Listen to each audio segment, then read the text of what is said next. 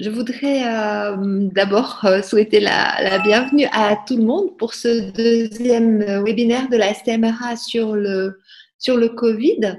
Nous espérons tous très fort, vous l'avez entendu, que les cas ne réapparaissent pas, mais il faut de toute façon qu'on soit prêt. Et quoi de mieux pour être prêt que de bien comprendre ce qui se passe au cours d'une pathologie.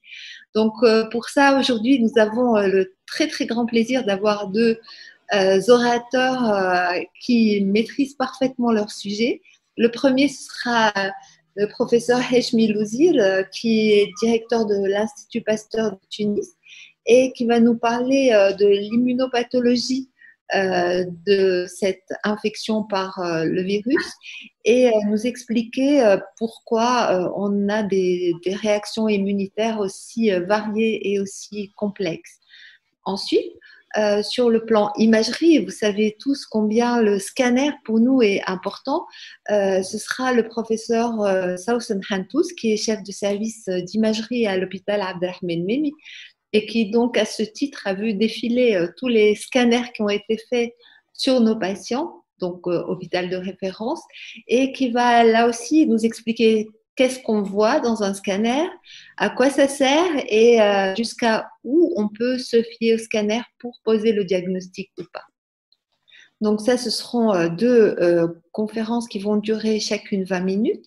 Ensuite, vous aurez la possibilité de poser les questions et ils vous répondront. L'animatrice sera le professeur Sonia Maraj qui va prendre la suite. Et donc les questions seront posées de deux façons. Vous pouvez le faire soit par écrit, et à ce moment-là, vous pouvez le faire tout au long de ce webinaire. Il suffit de taper dans conversation et vous posez votre question et Madame le professeur Mahal se fera un plaisir de regrouper les questions et de les poser ensuite au conférencier. Ou bien, vous pourrez poser vos questions directement après que les conférences soient terminées. Et à ce moment-là, vous avez un bouton où il faut qui est lever la main virtuellement. Il y a une petite icône avec une main dessinée. Et à ce moment-là, Madame Raj pourra vous passer la main pour que vous posiez votre question oralement. Mais à ce moment-là, il faudra que ce soit bien sûr des questions courtes et précises, et surtout des questions qui n'auront pas été posées par d'autres personnes pour que ce soit efficace.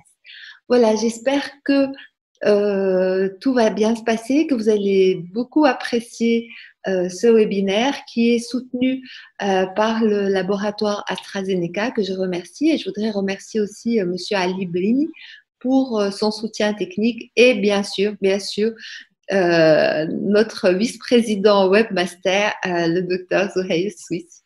Voilà, bon après-midi. Merci. À toi, Heshmi. Ok, merci Agnès, merci tout le monde. C'est une opportunité donc pour moi de partager. Et je dis toujours, le partage du savoir, c'est une des valeurs pasteurielles. Donc là, je vais essayer de partager avec vous certaines connaissances par rapport à l'immunopathologie de cette infection par le virus, donc SARS-CoV-2. Alors, je vais commencer par rappeler, et vous le savez très bien vous, c'est les histoires des formes asymptomatiques versus maladie. On voit beaucoup ça dans plusieurs maladies infectieuses. Parfois, les gens n'attachent pas beaucoup d'importance à ça, mais très souvent, il y a des infections asymptomatiques. Et d'un point de vue immunologique, la compréhension de la forme asymptomatique, les formes sévères, les formes moins sévères, est importante. Alors, je rappelle ici qu'il y a des formes donc simples dans 85% des cas, après les études, de formes qui vont être symptomatiques, donc symptomatiques simples. Il y a 10% qui donnent des pneumonies sévères et dans 5%, ça donne ce syndrome ARDS, Acute Respiratory Disaster Syndrome, et c'est les patients qui nécessitent la réanimation le plus souvent.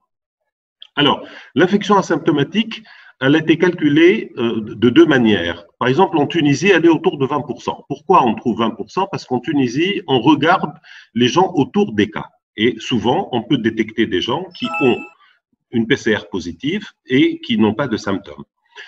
Dans les pays où on a fait un ratissage large, je dirais, c'est-à-dire ils ont utilisé des tests sérologiques, on va passer tout à l'heure à la sérologie, on trouve un nombre plus important. Qu'est-ce que ça veut dire? Ça veut dire que quand on va dans une région dans laquelle, ou un endroit dans lequel on sait qu'il y a eu un certain nombre de cas, et on fait des tests sérologiques, donc recherche d'anticorps en fait, on va trouver que un nombre important, ça peut aller jusqu'à 90%, ou même plus parfois, de gens qui vont avoir des anticorps, qui ont oublié ou qui n'ont pas développé de signes, et ce sont les formes asymptomatiques. Alors, bon, ceci dit, donc c'est après ce petit rappel par rapport à symptomatique, asymptomatique, je vais passer à une présentation un peu plus classique et je vais partager mon écran plutôt, avec vous pour commencer donc par parler un petit peu du virus. Donc le coronavirus, c'est un virus à couronne. Là, vous avez un schéma, je pense, assez simple et intéressant. C'est un virus à ARN, simple brun, positif, ce qu'on appelle. Ce qu'on voit ici, c'est le petit trait noir, là. Cet ARN est entouré des protéines de la capside, donc ce qu'on appelle la nucléocapside. Donc, ce sont les protéines qui sont colorées là, appelées aussi antigène N. C'est l'antigène qui est intéressant, le plus intéressant en termes de sérologie, parce que les anticorps contre antigène N, c'est la majorité actuellement, une bonne partie des tests sérologiques qui ont été développés. Alors, ce virus n'a pas beaucoup d'antigènes, en fait. Les autres antigènes sont fixés à la membrane. Vous avez l'antigène le plus important, en fait, c'est ce qu'on appelle la protéine Skype, avec S. Pourquoi? Parce que c'est l'antigène qui permet la fixation du virus sur la cellule hôte, sur son récepteur. Au niveau de la membrane, on peut trouver l'antigène M et aussi on peut trouver un antigène d'enveloppe. Ça, si vous voulez, c'est les différents antigènes du virus. Ils sont importants pour le diagnostic, importants pour les vaccinations. Donc, c'est bien de les rappeler. Comme ça, après, quand on parle d'antigène N, M ou S, on parle de la même chose.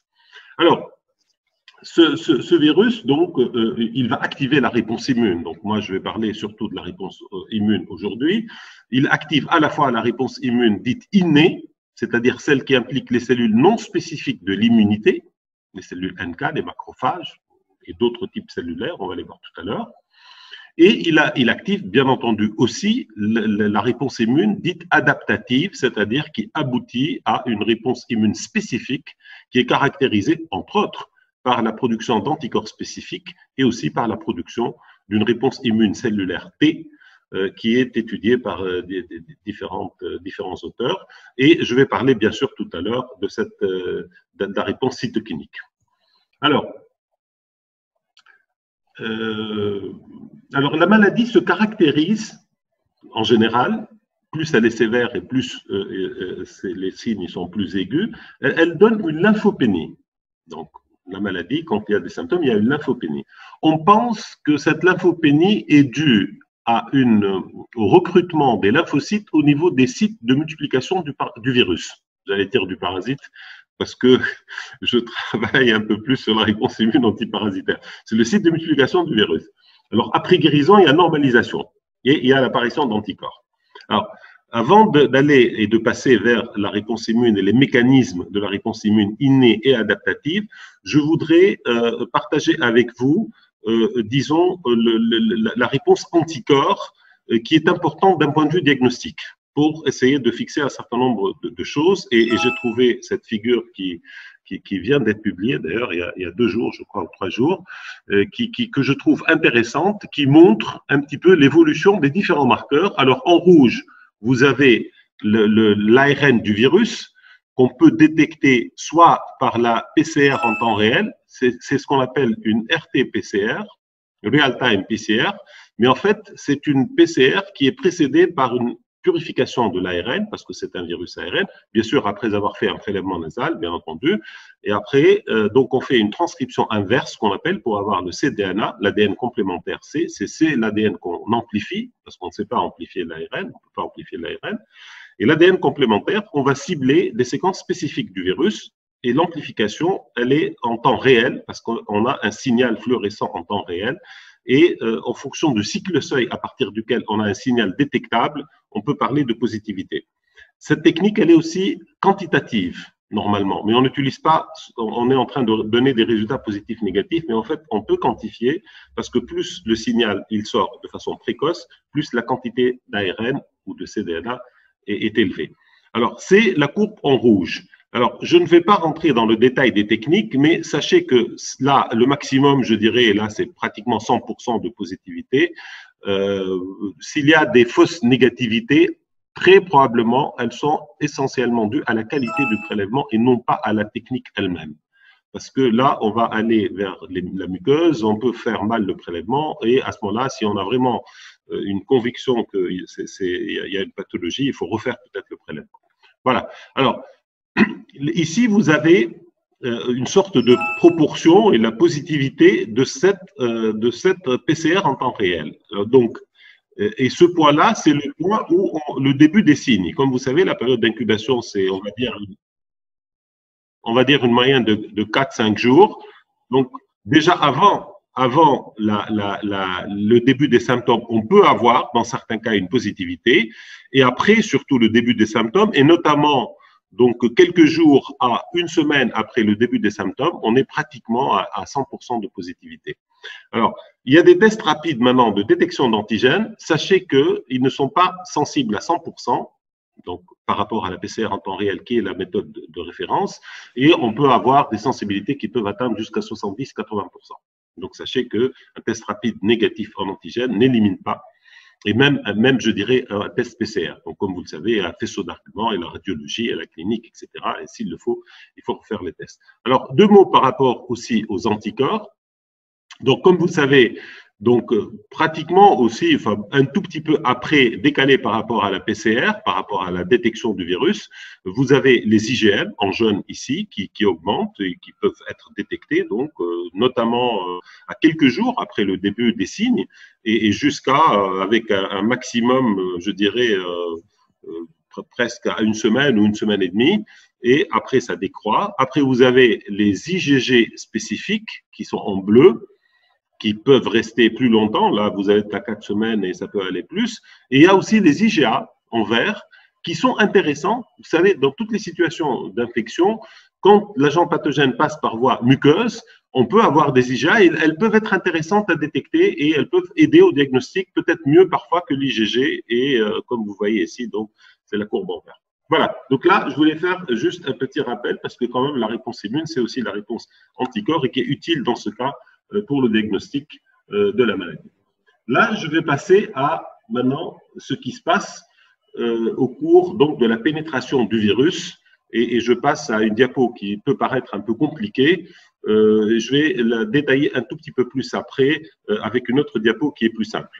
Juste pour dire que le virus, là, vous avez une membrane cellulaire, ça peut être plusieurs types de cellules, et le virus qui va se fixer sur soit une immunoglobuline de surface, soit son récepteur, ici on ne le voit pas, mais le virus a la capacité d'activer ce qu'on appelle les PRR, ce sont les toll-like receptors, entre autres, pour activer la réponse immune, je dirais, non spécifique pour induire un certain nombre de signaux, notamment la production d'un certain nombre de cytokines qui peut jouer un rôle important dans la réponse immune adaptative après et qui peut contribuer d'ailleurs dans la phase inflammatoire que je vais plus détailler dans la diapo suivante qui est plus facile pour moi à expliquer. Alors, qu'est-ce qui se passe? Ici, vous avez des cellules. La flèche marche bien, je crois, comme ça. Hein, la flèche. OK. Donc, vous avez une muqueuse, donc on peut imaginer que c'est la muqueuse donc, respiratoire. Le virus va rentrer, il se fixe sur son récepteur, là c'est E2. À travers son récepteur, il y a une interlélisation et une multiplication virale avec un relargage de particules virales et une multiplication importante du virus. Ceci, donc, dans la situation classique de pénétration d'un virus chez l'hôte, c'est valable pour différents types de virus. Alors, suite à ça, il va y avoir donc une induction par le biais d'un certain nombre de molécules de quelques cytokines, entre autres l'IL6, l'IL1, qui n'est pas marqué ici, le MCP1, l'IP10. Ces cytokines vont avoir un effet positif sur la réponse immune adaptative. Et je dirais même, parfois, ils peuvent orienter la réponse immune adaptative Rappelez-vous les histoires de TH1, TH2, TH17, les cytokines jouent un rôle à ce niveau dans la réponse immune adaptative et ils permettent dans ce micro-environnement une meilleure activation des lymphocytes T à qui on va présenter l'antigène par les cellules dendritiques ou les macrophages, etc. Donc ça, c'est le contact. Alors ici, on va voir deux situations. On va voir une situation, là, par la flèche, d'une maladie, on va dire, plutôt bénigne, entre guillemets. Ça peut être soit une forme asymptomatique, soit des symptômes, on va dire, légers, ou ici, on va voir après, une maladie sévère, avec une dysfonction de la réponse immune ou une réponse immune exagérée, on va détailler tout à l'heure. Alors, restons dans la réponse immune, on va dire, classique, je dirais la plus fréquente parce que cette réponse immune, elle est à la fois valable pour les situations d'infection asymptomatique, qui peuvent être très, très importantes, qui peuvent être très nombreuses, on va dire, je parlais de 90%, et c'est aussi valable pour 80 ou plus de 80% des situations où la maladie est plutôt, entre guillemets, bénigne. Alors, qu'est-ce qui se passe là? Donc, le virus, on a dit, il est déjà pénétré dans cette cellule qui est infectée. Donc là, il y a un mécanisme de réponse immune qui se met en marche, qui implique les lymphocytes T, CD4+, qui implique la production d'anticorps par les lymphocytes B, qui implique aussi les lymphocytes T, CD8+, et vous voyez là un lymphocyte T, CD8+, en contact avec la cellule infectée par le virus. Comme vous savez, la cellule qui est infectée par le virus va exprimer certains peptides du virus en association avec les CMH, les molécules du complexe majeur d'histocompatibilité de classe 1, et un lymphocyte T CD8+ spécifique du peptide va libérer ce qu'on appelle les granzymes, les granulysines, des mécanismes de cytotoxicité qui vont tuer en fait la cellule infectée. Cette cellule va être tuée. Okay, et donc ça, c'est la situation classique où il a une réponse immune, on va dire, d'intensité normale, okay, qui va aboutir à la production d'anticorps. Ces anticorps, notamment ceux de classe IgA, comme vous le savez, au niveau des muqueuses, peuvent sortir et peuvent se fixer sur le virus. Ici, vous avez un virus au niveau des voies respiratoires. Ce virus va être neutralisé parce que les anticorps, notamment les anticorps contre la protéine S, vont neutraliser, c'est-à-dire c'est des anticorps qui vont empêcher la fixation du virus sur son récepteur. Et donc, on va avoir donc une élimination, une charge virale faible et une élimination du virus, et on va assumer que au bout d'un certain temps, le virus va être éliminé, on va garder une mémoire avec des anticorps spécifiques, on va garder une mémoire cellulaire T, CD4 et CD8, et on va passer vers une étape, ce qu'on appelle de résistance, de protection. Voilà. Donc ça, c'est dans le meilleur des cas, le mécanisme de la réponse immune qui est impliqué dans cette situation. Dans d'autres situations qui sont rares, on va avoir, disons, une réponse exagérée en termes de cytokines. Et d'ailleurs, qui peut commencer par une réponse exagérée en termes de cytokines qui peut être relarguée par des cellules non spécifiques de l'immunité, notamment l'IL6. Et donc là, vraiment, c'est très important.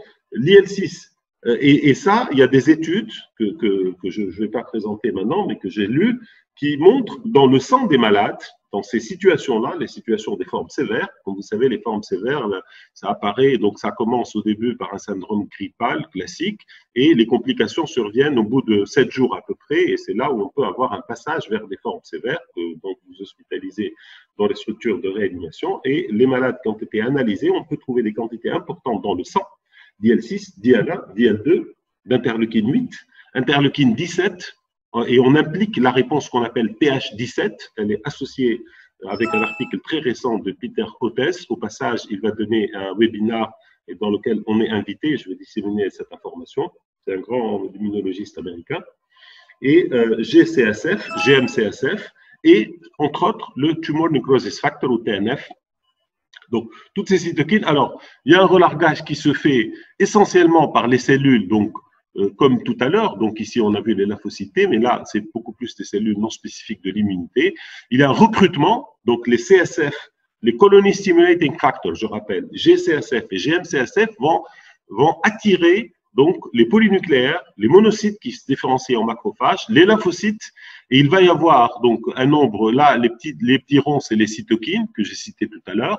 Il y a des cellules et tout ça va aboutir à des processus inflammatoires avec une migration, une sortie des cellules, des vaisseaux sanguins vers l'épithélium, vers la muqueuse, et avec parfois donc des troubles mécaniques carrément dus à l'œdème, dus à l'inflammation respiratoire, et ça peut aboutir à ce qu'on appelle une atteinte multiviscérale qui peut toucher, parce qu'il y a des récepteurs du virus dans d'autres tissus, et donc ça peut toucher le corps, le foie, le rein, ou plusieurs organes, et notamment bien sûr le poumon, avec une infiltration massive de macrophages et de cellules nucléaires neutrophiles au niveau du poumon, avec une interaction alvéolaire. Alors, l'intérêt de ces choses-là, quel est l'intérêt, pourquoi on parle de ça? Parce que moi, quand j'ai préparé cette présentation, je regarde aussi les aspects pratiques. Alors, je reviens vers les anticorps. On a dit les anticorps, ils sont induits, on les trouve, ils sont utiles pour le diagnostic. Ben, les anticorps, on les a utilisés dans certains traitements. Hein. Je rappelle juste que pour la sérothérapie, parce qu'on parle de ça maintenant, la sérothérapie, elle a été surtout utilisée pour éviter une infection. Et c'est là où ça marche le mieux. Vous savez, les gens qui sont en contact avec, par exemple, le virus de l'hépatite B, on leur donne une ampoule d'anticorps anti-HBs et on est vraiment, disons, ça marche bien pour éviter l'infection. La même chose pour la rage. Et ça, on le fait. Et l'anticorps antirabique, il est produit à l'Institut Pasteur de Tunis. Donc, quelqu'un qui est mordu par un chien, où il y a un risque de transmission de virus rabique, on lui donne les sérums antirabiques et on peut neutraliser le virus. Ici, ce qui a été utilisé, c'est les anticorps et les plasmas de personnes convalescentes dans des formes sévères. Alors, c'est un peu à discuter, cette attitude, bien qu'elle ait donné de bons résultats. Pourquoi? Parce que, en fait, la forme sévère, et comme vous le savez, il y a beaucoup moins de virus au niveau des tissus. Donc, bon, peut-être qu'il y a encore du virus. Donc, l'anticorps, à ce moment-là, peut jouer un rôle, peut être intéressant pour neutraliser le peu de virus qu'il y a. Mais il ne faut pas enfin, il y a un risque, je dirais, un petit risque, que les anticorps peuvent jouer un rôle plutôt, en fait, négatif, dans le sens où ils peuvent permettre, quand il y a beaucoup d'anticorps, la pénétration de virus, notamment par le récepteur FC, avec des virus qui sont donc entourés d'anticorps spécifiques du virus. Donc, ça reste un petit risque qui a été discuté par certains immunologistes. Il faut se mettre ça à l'esprit et savoir. Ce qui est certain aussi, c'est que peut-être ils ont plus un intérêt quand ils sont au début, au moment où il y a une phase de multiplication virale importante, si jamais on avait un facteur de pronostic, pour le moment il n'existe pas, d'orientation, enfin, qui nous dirait que telle personne va aller vers une réponse immune exagérée. À ce moment-là, on peut dès le départ peut-être donner des anticorps au moment où il y a une multiplication virale importante. Donc voilà, ça c'est, je voulais faire des commentaires par rapport à l'utilisation des sérums ou des plasmas surtout, ou des immunoglobulines spécifiques du virus, ou ce qu'on appelle des plasmas de convalescents. Il y a peut-être un projet d'utilisation de ça en Tunisie. Alors, le deuxième point, qui est un impact, qui est une conséquence directe de la connaissance de la physiopathologie des formes sévères, c'est justement l'utilisation des anticorps monoclonaux qui bloquent les effets de l'IL-6. Et ce qu'il y a actuellement, ce qui est utilisé et qui a été utilisé par certaines équipes et qui a bien marché, c'est l'anticorps le monoclonal anti-récepteur d'IL-6 qui s'appelle aussi tocilizumab. Donc, c'est un anticorps anti-récepteur d'IL-6, il bloque le récepteur de l'IL-6, il l'évite, donc il empêche les effets de l'IL-6, et ça a donné de bons résultats dans la gestion de la forme sévère, qui nécessite une réanimation, etc. Et ça, c'est intéressant. Alors, il n'y a pas que l'IL-6, je vous ai parlé de l'ILA, de l'IL-17, sachez qu'il y a des pistes d'utilisation d'anti-ILA et d'anti-IL-17 qui sont en train d'être développées par certaines équipes et qui ont été discutées, entre autres, par Peter Hotez. Il y a d'autres gens qui travaillent sur ça, donc sachez que ça peut arriver peut-être dans quelques temps, des essais de ce type-là. Il y a aussi des indicateurs biologiques sur le rôle du complément et l'activation du complément dans la physiopathologie de l'infection et notamment des formes sévères. Là aussi, ça implique donc l'intérêt de certains inhibiteurs du complément, mais il n'y a pas encore d'études pour le moment par rapport à ça. Voilà, donc après, je veux juste dire, certains facteurs, vous dites, mais pourquoi il y a des gens qui font telle forme et d'autres font telle autre forme? On sait déjà, et vous le savez, qu'il y a des facteurs de risque, entre autres de comorbidité. Mais au-delà du facteur de risque de comorbidité, je voulais quand même attirer l'attention sur un point, sur l'histoire de la dose et la charge virale transmise. Et ça, c'est valable dans d'autres situations infectieuses. Très probablement, avec une faible charge virale, on va avoir une réponse immune efficace contre le spécifique avec des anticorps neutralisants, une réponse cellulaire T B et une élimination du virus. Et quand il y a une haute charge virale, une charge virale élevée, ou des risques de comorbidité, bien entendu, et d'ailleurs les risques de comorbidité, c'est plus en rapport avec une baisse de l'immunité, vous allez avoir la lymphopénie, une certaine immunosuppression, et ça va donner le temps au virus de se multiplier. C'est ça le problème en fait de ces situations, c'est que le virus il se multiplie, mais in fine, il y a une réponse immune qui se développe, et cette réponse immune, elle peut être exagérée, et à ce moment-là, elle va donner une forme sévère de maladie. Alors, avant de finir, je veux dire deux mots, mais je n'aurai pas le temps peut-être de détailler plus. J'ai estimé que c'était important pour des pneumologues d'avoir des informations sur le rôle de BCG par rapport à la protection. On a parlé de BCG comme quoi il protège un peu contre l'infection par coronavirus, il évite certaines formes, il évite peut-être même la maladie. Il y a eu des études qui a montré, des études épidémiologiques, géographiquiques je dirais, qui a montré que les pays qui continuaient à utiliser le vaccin ou qui l'ont utilisé étaient plus protégés. Je voulais juste vous montrer un petit peu quel est le mécanisme par lequel le BCG pourrait éventuellement protéger, sans rentrer dans le détail de est-ce qu'effectivement, oui, il protège ou pas. On n'a pas encore de réponse. Je ne peux pas vous dire si oui ou non pour le moment. J'ai quelques hypothèses qu'on pourra discuter peut-être tout à l'heure. Mais sachez que cette protection nécessite ce qu'on appelle trained immunity, l'immunité entraînée. Ce n'est pas une immunité spécifique. Ce n'est pas les effecteurs classiques de la réponse immune. Il n'y a pas de communauté antigénique entre le virus et les antigènes de BCG. Par contre, le BCG, et là, c'est surtout dans la partie B ici du schéma, le BCG, quand on l'injecte pour la première fois, il va entraîner une certaine immunité innée d'un certain niveau, la première réponse. Okay? Et quand il arrive autre chose après, il va y avoir un entraînement, c'est exactement le terme, des cellules non spécifiques de l'immunité, c'est les macrophages, ces cellules NK, entre autres, c'est les cellules T gamma delta parfois, qui peut en deuxième phase, soit c'est le même mycobactérie ou parfois des virus, notamment respiratoires, il y a eu des démonstrations dans ça, dans des modèles animaux, où l'immunité d'entraînement, elle va être importante. Ce pic-là de réponse non spécifique de l'immunité d'entraînement, il peut contribuer à contenir le virus, à réduire sa multiplication, à induire des mécanismes effecteurs non spécifiques pour son élimination. Conséquence, on peut avoir soit des formes légères, avec peu de virus, soit des formes carrément asymptomatiques.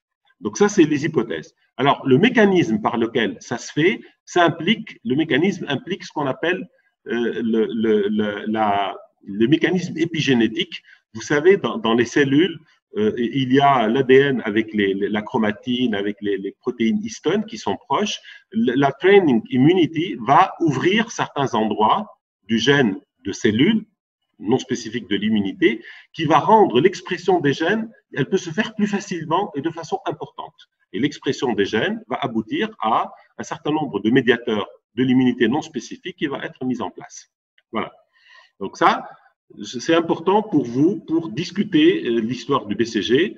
Je vous dis pas si ça va protéger ou pas. Il y a des études qui sont en cours. On verra après ce qu'on va voir comme résultat. Alors, diapo de la fin, pour parler de vaccins, il y a beaucoup d'équipes qui sont en train de développer des vaccins. Les vaccins, la quasi-totalité des vaccins se base sur l'antigène S. Celui-là, l'antigène S, c'est la spike protéine.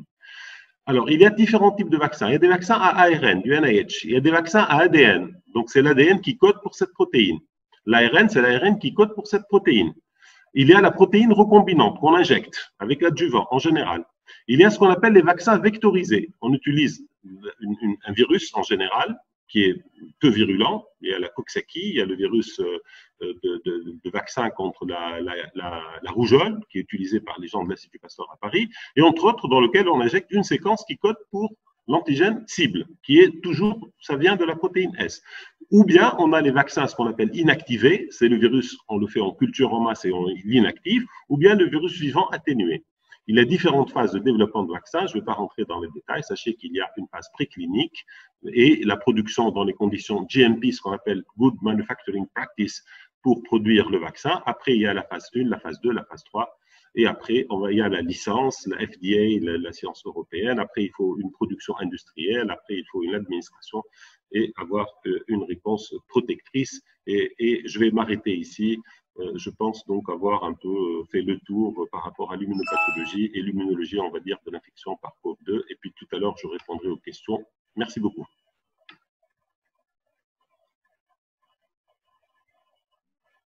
J'ai fini, Agnès. Oui, merci beaucoup. C'est Sonia qui doit prendre le relais. Voilà, voilà. Merci, professeur Louzi. C'était vraiment très intéressant. Et je pense, pour gagner un peu de temps, donc on enchaîne avec professeur Hantous pour l'imagerie. Alors, pour que je peux partager ou j'attends que Dr. Louzi… Ah, voilà. Je pense que c'est bon, voilà. D'accord.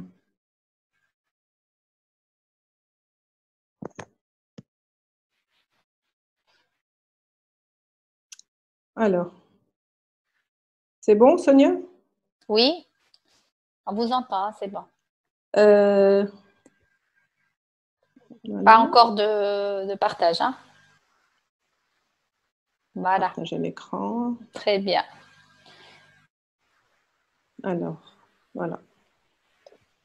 Alors, merci tout le monde. Merci à la STMRA, Dr. Hamzewi, Dr. Maalej, Dr. Suissi, l'assistance technique en la personne de Siali.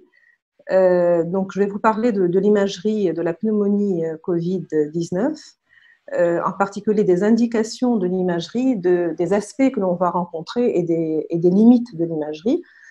On a beaucoup parlé du scanner, mais il faut aussi commencer à parler de ses limites. Et donc, je vais essayer de le montrer à travers quelques exemples. Pardon. Alors, juste un mot de la situation épidémiologique que tout le monde connaît, avec 3 nouveaux cas hier. Le nombre de décès, je passe, tout le monde le connaît. Le diagnostic virologique, comme l'a dit Dr. Louzier, le gold standard, c'est la RT-PCR. Il y a d'autres tests qui sont apparus. Et puis l'imagerie, et en particulier le scanner, donc vous le savez, occupe une place importante dans le diagnostic et la prise en charge des patients. Donc le but de la présentation est donc de situer sa place dans notre contexte, ces indications en sachant qu'elles sont évolutives, les aspects que l'on va rencontrer, les limites, et puis montrer également quelques exemples de diagnostics différentiels qui vont justement illustrer les limites du scanner. Alors, l'hôpital Abdelrahman Memi, vous le savez très bien, donc, a été déclaré hôpital Covid le 24 mars. Ça a été simple pour nous, contrairement à certains hôpitaux généraux qui ont dû gérer du Covid et du non-Covid d'emblée. Là, on va y arriver et ça sera un peu compliqué pour nous. Il va falloir vraiment qu'on programme les choses correctement tous ensemble. Donc, il a fallu donc écrire des procédures, identifier des circuits du patient, faire des exercices de simulation, etc. Des procédures d'hygiène rigoureuses, où tout le monde maintenant connaît les notions, enfin plus que les notions de bio-nettoyage, les produits qu'on utilise, les normes qui sont utilisées, et ça a été d'un grand apport justement de s'investir là-dedans. Donc j'espère qu'on va garder ces bonnes habitudes. Alors, le but, justement, de toutes ces actions, c'est de minimiser le risque de contagion entre les malades, parce que même si on est à un hôpital Covid, on a des patients suspects qui ne vont pas être confirmés et des patients confirmés. Et puis, avec le personnel soignant, vous l'avez vu, on a eu une contamination du personnel. Il y a beaucoup de personnel soignant dans les services d'imagerie médicale qui ont été contaminés à l'étranger, heureusement pas chez nous. Alors, sur le plan des moyens d'imagerie, la radiographie du thorax, je ne vais pas vraiment en parler, juste peut-être quelques exemples. Il y a eu très peu de choses dessus parce qu'on s'est rendu compte très vite en imagerie que la présentation scanographique était faite de verre dépoli et donc la sensibilité de la radiographie du thorax était faible pour le diagnostic. Par contre, elle a sa place, bien entendu, pour les diagnostics différentiels et surtout chez les patients de réanimation. Donc, la radiographie du thorax est surtout réalisée au lit et il faut dire que depuis qu'on est à l'hôpital Covid, on n'a jamais eu de demande de radiographie du thorax des étages. Donc, l'échographie, on a également limité les indications aux urgences abdominales, les repérages avant ponction éventuellement, les échodoppler, que ce soit artériels ou veineux. Et puis, à chaque fois qu'on peut faire remplacer l'échographie par un scanner, eh bien, on n'hésite pas. Quand on a une demande de Doppler pour une phlébite et que le patient n'a pas eu d'angioscanner, eh bien, on fait l'angioscanner et ensuite on fait le phléboscanner au besoin. Le scanner, donc, c'est l'examen principal. Donc, il y a également un circuit qui a été établi et des procédures qui sont bien claires. Je ne vais pas m'attarder dessus. Donc, j'insiste juste sur le nettoyage de la salle et du scanner entre deux patients. Et j'en arrive aux indications. Et je vais commencer par cet algorithme plutôt qui a été élaboré par la Société tunisienne de radiologie pour l'INEA Santé, qui a fait un travail remarquable. Pour vous parler en fait des indications qui ont été donc établies au tout début de l'épidémie. Et il faut dire que, étant donné qu'on n'a pas vu beaucoup de cas arriver, on a un petit peu changé d'attitude. Je vous expliquerai comment. Donc, chez les patients qui sont confirmés PCR et qui arrivent, qui sont hospitalisés ou non hospitalisés, pardon, ceux qui sont d'emblée confirmés PCR, avec une PCR positive, pardon, chez ces patients-là, lorsqu'ils ne sont pas symptomatiques et quand il n'y a pas de comorbidité, il n'y a pas lieu de les hospitaliser ni de leur faire la moindre imagerie, donc pas d'imagerie pour ces patients.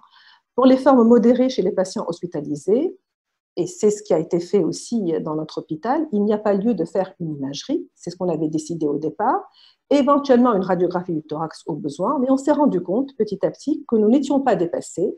Et on s'est mis d'accord avec nos pneumologues qu'il serait intéressant chez ces patients hospitalisés qui ont des comorbidités ou qui sont âgés de leur faire un scanner basse dose, même s'il ne le nécessite pas en réalité, pour avoir un premier examen donc, de base, éventuellement aussi quand on va les surveiller ou les contrôler par la suite pour faire la part entre ce qui existait avant, est-ce qu'il y a des lésions fibrosantes qui sont apparues ou pas, etc.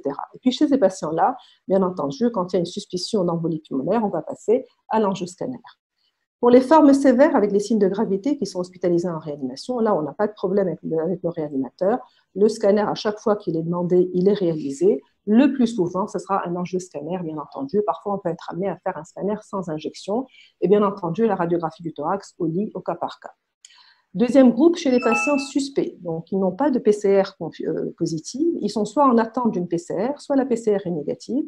Lorsqu'il n'y a pas de signe de gravité, ce qui a été décidé, c'est de ne pas leur faire d'imagerie, puisqu'ils ne seront pas du tout hospitalisés. Donc, ils vont tranquillement rentrer chez eux en attendant que le résultat de la PCR sorte. Par contre, quand ils ont une forme modérée avec des critères d'hospitalisation, à ce moment-là, le scanner est intéressant à la recherche d'arguments diagnostiques pour orienter le patient ou pour chercher des diagnostics alternatifs et sortir donc le patient du circuit Covid. Alors, lorsqu'il y a des signes évocateurs, le problème, c'est qu'on va y arriver, soit l'aspect est typique et c'est simple, soit l'aspect est compatible, et là, il va falloir isoler le patient en attendant la PCR. Alors, on va passer très vite sur la radio pour vous montrer quelques exemples. En haut, ce sont des topogrammes de patients qui ont un scanner. Donc, on n'a vraiment pas de scanners qui sont de patients qui sont venus des étages ou en externe. La première à gauche est pratiquement normale. La deuxième au milieu montre des opacités alvéolaires, mais très peu opaques, donc une transparence qui est diminuée, donc entre guillemets le verre dépoli qu'on voit au scanner. Et la dernière à droite montre des opacités alvéolaires périphériques. Et en bas, vous avez 3 radiothorax au lit des patients avec des aspects vraiment pas du tout spécifiques, si ce n'est ici, en bas et à gauche, ces condensations périphériques sous-pleurales à prédominance lobaire inférieure. Alors, le scanner, sur le plan technique, lorsqu'il est à titre diagnostique, il sera réalisé sans injection de produit de contraste. On n'a pas besoin d'injecter.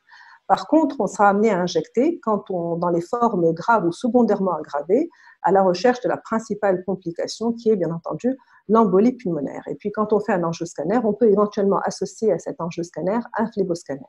Alors, quelles sont ses performances diagnostiques, sensibilité, spécificité, sa valeur prédictive positive? Donc, je vais essayer de répondre à ces questions.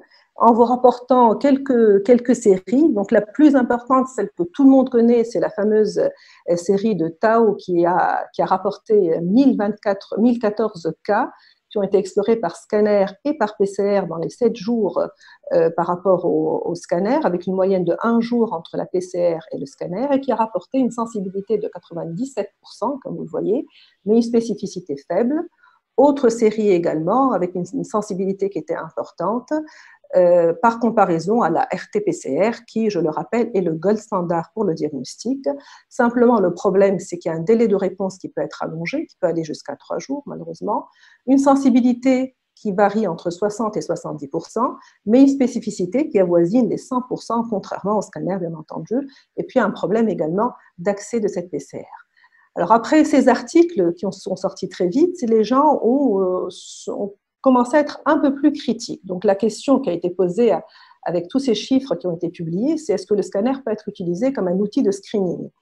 Et donc, on a commencé à critiquer un petit peu ces publications et à leur trouver en fait des biais, en particulier dans le calcul de la sensibilité, puisque en fait, ces scanners-là, dans les grandes séries, étaient faits chez des patients qui étaient hospitalisés pour des formes modérées à sévères. Et donc, pratiquement tous ces patients auront un scanner positif.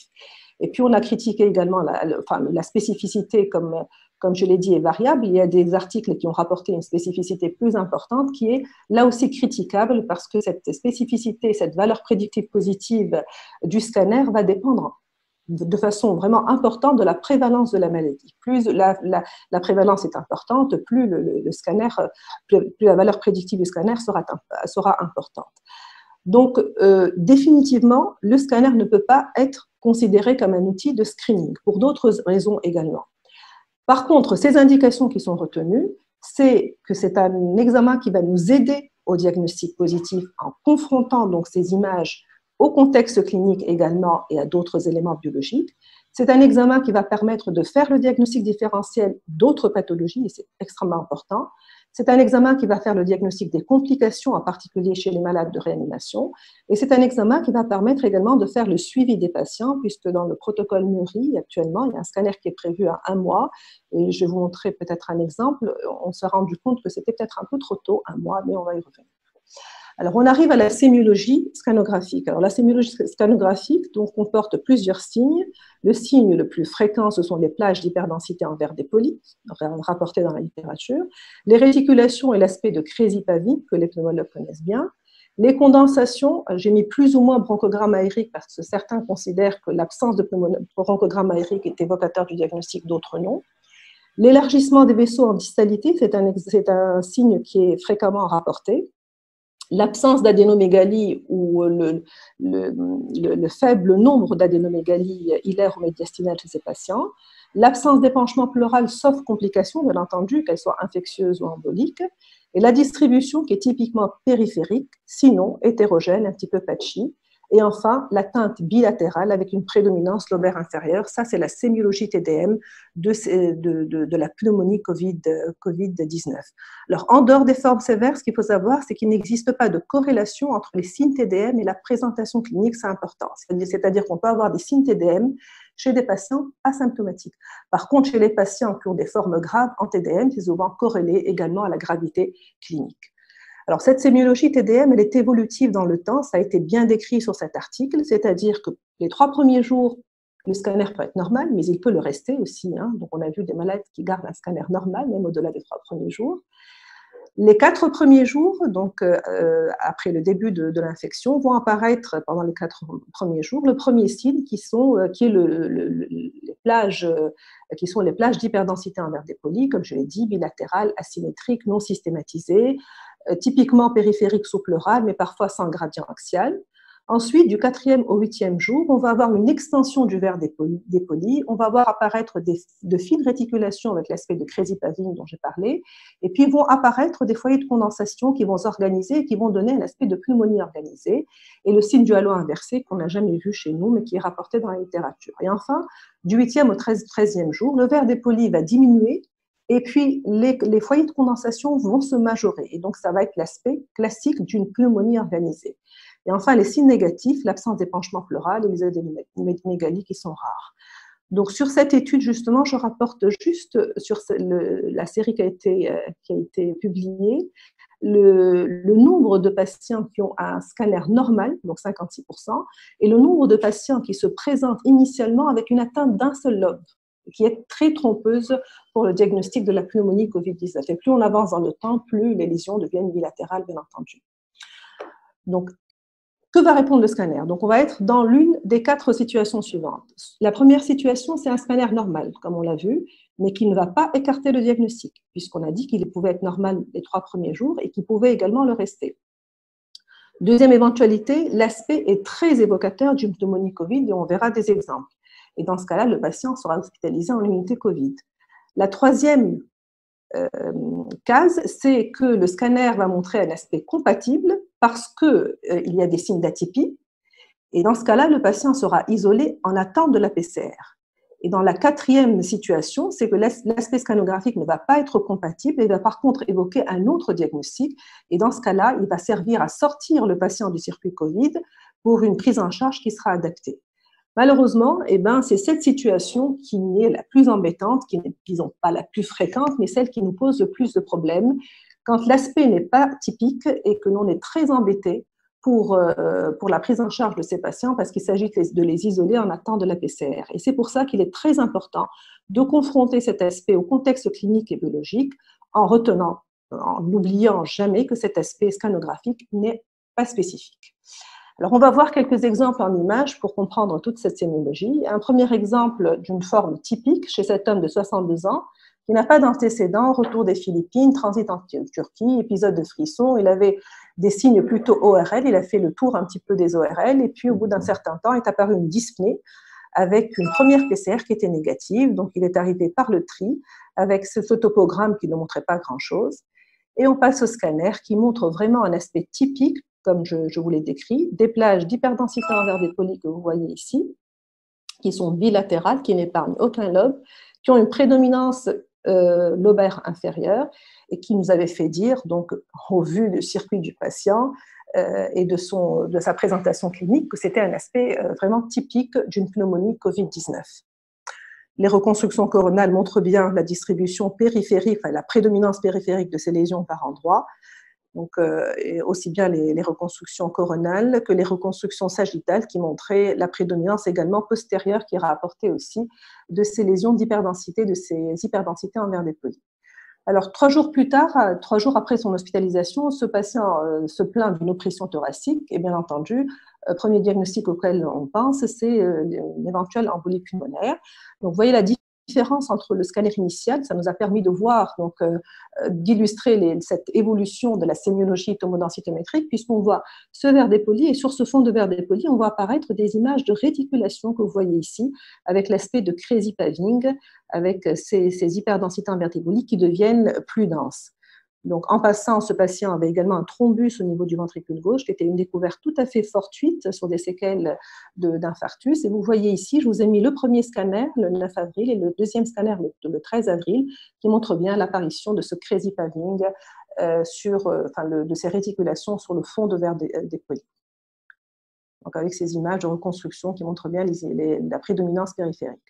Alors, deuxième exemple d'un aspect typique également, chez cet homme de 42 ans, contact d'un sujet Covid+, fièvre, odynophagie. Il avait vraiment un tableau clinique très évocateur, donc un contexte également très évocateur. Le topogramme montre des opacités alvéolaires qui ne sont pas vraiment périphériques, avec entre guillemets du verre dépoli aussi, mais des opacités un peu plus opaques, enfin plus soutenues, donc typiquement alvéolaires. Voici son scanner, hyperdensité en verre dépoli, avec des réticulations également, avec un aspect de crazy paving que vous voyez très très bien ici sur l'image de droite et en haut. Mais la distribution, contrairement à la distribution précédente, est plutôt, disons, à la fois périphérique et centrale. Elle est un petit peu hétérogène, avec un aspect un petit peu patchy. Mais ce qui est très évocateur, c'est la prédominance lobaire inférieure et également postérieure qui avait dit que l'aspect était typique dans un contexte, bien entendu, évocateur. Les PCR étaient négatifs 3 fois, nasopharyngés. Il a fallu une 4e PCR sur crachat pour confirmer le diagnostic. Autre exemple, donc un petit peu la même distribution que le malade précédent, sauf que les images sont moins soutenues, moins étendues, donc verre dépoli, mais à la fois périphérique, mais également centrale. Et puis, on voit apparaître chez ce patient, peut-être parce que le scanner a été fait un peu plus tardivement, des foyers de condensation que vous voyez ici, des images de condensation linéaire sous-pleurale, un peu comme ce que l'on voit dans les pneumonies organisées. Autre exemple, chez une patiente qui malheureusement a très mal évolué ou d'une forme plus sévère, avec un verre dépoli vraiment très étendu, aussi bien cortical que médulaire, mais l'aspect évocateur, pourquoi? Parce qu'à ce verre dépoli assez diffus, il y avait associé des plages de condensation parenchymateuse périphérique sous-pleurale avec une prédominance inférieure. Donc, quand l'aspect est très étendu comme cela, c'est vrai que ce n'est pas spécifique. Quand on voit des condensations associées qui sont périphériques, on peut être plus à l'aise pour évoquer le diagnostic. Cette patiente avait déjà une PCR positive quand elle est arrivée, bien entendu. Alors, quand le verre dépoli commence à diminuer, eh bien, il va laisser place à ces condensations. Donc là, on a les deux, aussi bien les condensations que le verre dépoli, et puis également ces réticulations. Et là aussi, je vous le montre pourquoi, pour vous montrer vraiment la distribution typique, prédominance périphérique, postérieure, comme vous le voyez ici sur la reconstruction sagittale, et une prédominance au niveau des lobes inférieurs, comme vous le voyez ici sur la coupe axiale. Donc là aussi, c'est un aspect typique. Et enfin, pour terminer avec les aspects typiques, vous voyez, quand on regarde ce scanner, ce que l'on voit, c'est des condensations parenchymateuses. C'est vrai qu'elles sont à la fois périphériques et centrales, mais elles ont une prédominance lobaire inférieure et périphérique sous-pleurale dans les lobes inférieurs. Quand on voit des images comme ça, on va penser à une pneumonie organisée. Eh bien, c'est vraiment un aspect typique chez cette patiente, également qui avait une PCR positive. Donc, le scanner qui est fait un petit peu décalé par rapport aux formes qu'on a vues précédemment, où le verre dépoli était le signe prédominant. Donc, pour résumer cet aspect typique, alors le verre dépoli périphérique, plus ou moins le crazy paving, le verre dépoli et les condensations périphériques, les condensations périphériques, la prédominance postérieure et lobaire inférieure, ça, ce sont des aspects typiques. Et il faut dire que dans notre série, chez les patients qu'on a vus, ce sont des signes les plus fréquents, c'est-à-dire qu'on voit plus de condensation que de verre dépoli, probablement parce que le scanner est fait plus tardivement chez ces patients. Moins fréquemment, le verre dépoli plus diffus, à la fois cortical et médulaire, un petit peu patchy. Et quand le verre dépoli est très diffus, dans les formes graves, eh bien, les diagnostics différentiels posent problème. Donc, ça devient, disons, moins typique que les formes précédentes. Alors, le scanner pour la quantification des lésions, ça a été également publié, quantification qui est plus difficile quand elle est disons, manuelle. Il y a des logiciels maintenant qui sont élaborés et intelligence artificielle qui s'y est mise pour quantifier ces lésions parce que c'est corrélé à l'évolution de ces patients. Donc, il y a plusieurs formes qui sont décrites. Nous, on essaie de le mettre sur le compte-rendu en simplifiant les choses, forme minime à modérée, forme étendue et forme sévère. Donc, on a regroupé ensemble les formes sévères lorsque l'atteinte concerne plus de 50% du parenchyme pulmonaire, en s'aidant aussi des reconstructions sagittales et coronales. Alors, pour les complications, le scanner, quel est son apport pour le diagnostic des complications? Eh bien, il est extrêmement important. Les complications thromboemboliques sont fréquentes, tout le monde le sait. Elles sont systématiquement recherchées en cas d'aggravation secondaire par un angioscanner plus ou moins associé à un phléboscanner. Les autres complications, ce sont les complications infectieuses, mais également les complications vasculaires périphériques que l'on peut rechercher par un Doppler, ou enfin les complications cardiaques, en particulier les myocardites. On a eu des demandes d'IRM de nos collègues réanimateurs, mais on n'a pas pu les faire malheureusement parce que les patients ne pouvaient pas supporter un tel examen. Et les complications neurologiques. Quelques exemples en images chez ce patient, d'ailleurs c'était le deuxième patient que je vous ai montré. Donc, il a bien évolué au tout début et puis d'un coup, il a augmenté ses besoins en oxygène et donc il y a eu une indication à un angioscanner. Donc, regardez, son premier scanner, c'est celui-là. Son deuxième scanner, donc on voit bien que le verre dépoli a diminué, commence à diminuer ici, mais par contre, on voit apparaître une condensation sous-pleurale triangulaire qui évoquait parfaitement un foyer d'infarcissement. Et effectivement, à l'injection, on voit bien, je vais vous mettre l'agrandissement, cette thrombose artérielle ventrobasale avec le foyer d'infarcissement en aval. Donc, complication thromboembolique de cette pneumonie Covid-19. Un autre exemple chez cet homme de 60 ans, donc là, typiquement, c'est un aspect, quand vous le voyez, après ce qu'on a vu, des condensations périphériques sous-pleurales, moins de verre dépoli, donc un peu de crazy paving ici, donc un aspect vraiment de pneumonie organisée, et puis l'association à l'embolie pulmonaire que vous voyez ici, que vous voyez là également, et l'association à un thrombus également flottant au niveau de la veine cave inférieure, donc complication thromboembolique assez grave. Alors, ces embolies pulmonaires, il faut les chercher, bien les chercher, parce que parfois, ça peut être vraiment une toute petite artère segmentaire ou sous-segmentaire. Ce qui est décrit également sur les angioscanners, ce n'est pas seulement l'embolie, mais c'est l'élargissement des artères distales, alors conséquence de l'effet vasodilatateur des cytokines, épaississement pariétal, endothélite, enfin inflammation de la paroi des vaisseaux. Est-ce que c'est des embolies distales? Est-ce que ça peut être également une distorsion? Parce que chez ces patients-là qui commencent à faire des condensations, on voit apparaître des distorsions bronchiques et vasculaires et on est en train de les contrôler pour voir si elles régressent après, enfin, au-delà après cet épisode. Et donc, on va continuer à contrôler ces patients. En tous les cas, ce qu'on observe, c'est effectivement des élargissements, mais également au moment, enfin là où on a vu des élargissements, c'était plutôt associé à une thrombose artérielle. Autre type de complications après l'embolie pulmonaire, un exemple, cette patiente de 75 ans, donc une forme assez grave de pneumonie Covid-19 qui associe des condensations. Et ce que l'on voit dans ces condensations, c'est ce bronchogramme distordu qui nous a fait dire que cette patiente était en train d'évoluer vers une fibrose. Du verre dépoli également, des condensations que vous voyez périphériques, un petit peu patchy pour le verre dépoli. Et au niveau du lobe inférieur, les artères étaient parfaitement bien opacifiées. Par contre, il y avait une hypodensité parenchymateuse qui évoquait un foyer de surinfection bactérienne associé à un épanchement pleural. Et c'est ce qui a été retenu. Il n'y avait pas d'embolie pulmonaire et le contrôle de cette patiente a montré un nettoyage, d'abord une très bonne évolution sur le plan scannographique, avec des distorsions peut-être qui ont un petit peu régressé et une bonne évolution de sa pneumopathie. Alors pour l'évolution, donc on a commencé à contrôler les patients, on a peut-être 5 ou 6 cas contrôlés au scanner. Vous voyez que bon, là, le scanner a été fait le 7 avril, mais il est un petit peu décalé par rapport à l'hospitalisation du patient et par rapport au début du traitement, donc il n'y a que 20 jours par rapport à ces 2 scanners, mais on voit quand même, quand on compare les 2 scanners au même niveau, que les condensations ont nettement régressé, mais qu'ils ont laissé place à ce verre dépoli qui va mettre un peu plus de temps à se nettoyer, et donc on va certainement le constater sur les scanners de contrôle chez ces patients qui n'auront pas complètement nettoyé leur parenchyme pulmonaire sur le scanner de 1 mois. Donc après les formes typiques, les formes maintenant compatibles, atypiques, celles qui posent problème. Alors, quelques exemples chez ces 2 patients. Le premier en haut, c'était une femme qui avait 41 ans, une fièvre, donc un tableau clinique très évocateur. On était au mois de mars, fin mois de mars, donc vraiment là où on commençait à voir pas mal de malades.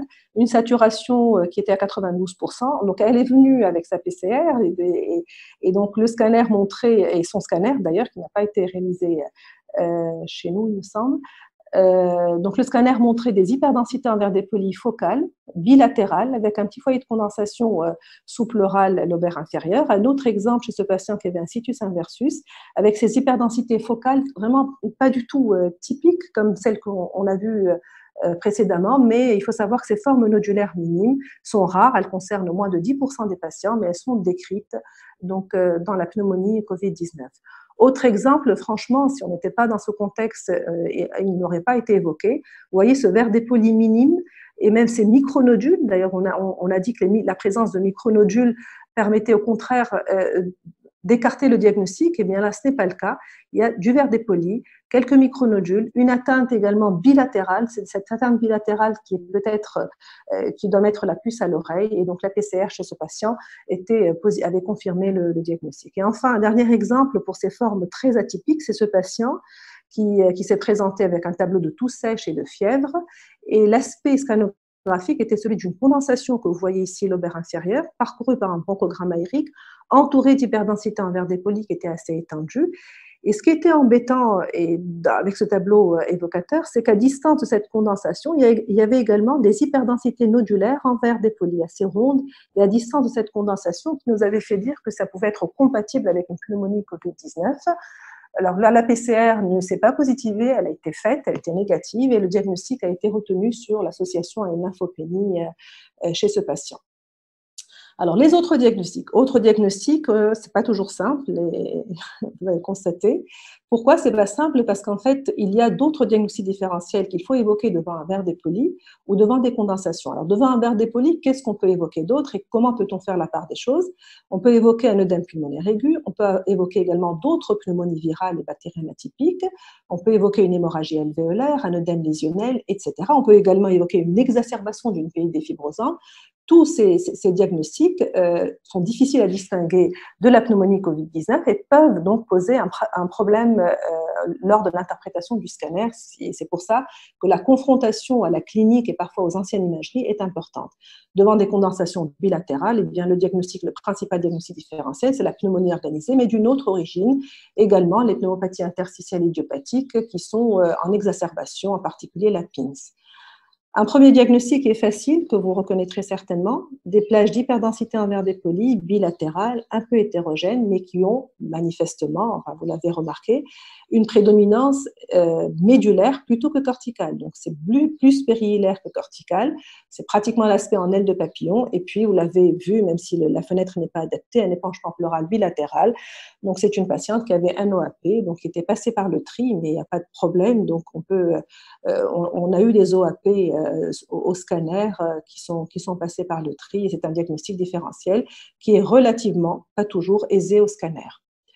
Deuxième diagnostic différentiel, les pneumonies bactériennes. Donc, un exemple chez ce patient de 54 ans, donc condensation parenchymateuse qui ressemble au patient précédent, vous vous rappelez, entouré d'hyperdensité en verre dépoli, parcouru par un bronchogramme aérique, condensation qui est bien ronde, comme vous le voyez ici.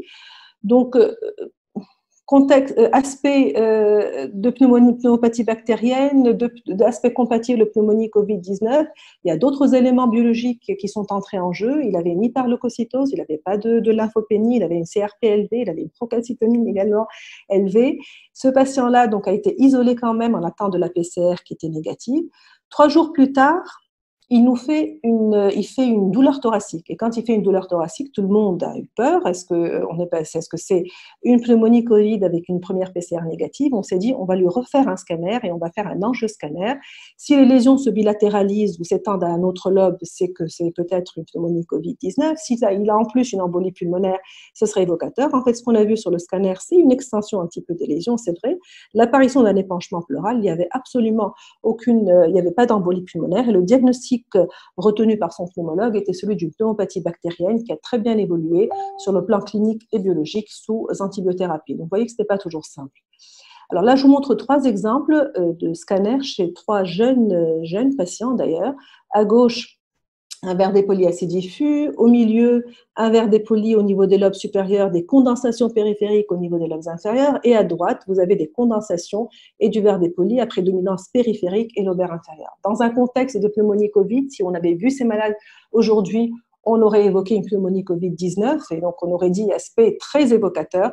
Simplement, ce sont des patients qu'on avait retirés de nos archives et qui avaient une grippe H1N1 qui ont été explorés en 2015-2016. Donc, pour vous dire que l'aspect n'est pas spécifique, qu'il y a eu des articles pour comparer les aspects scanographiques de la pneumonie Covid-19 aux autres pneumonies virales d'autres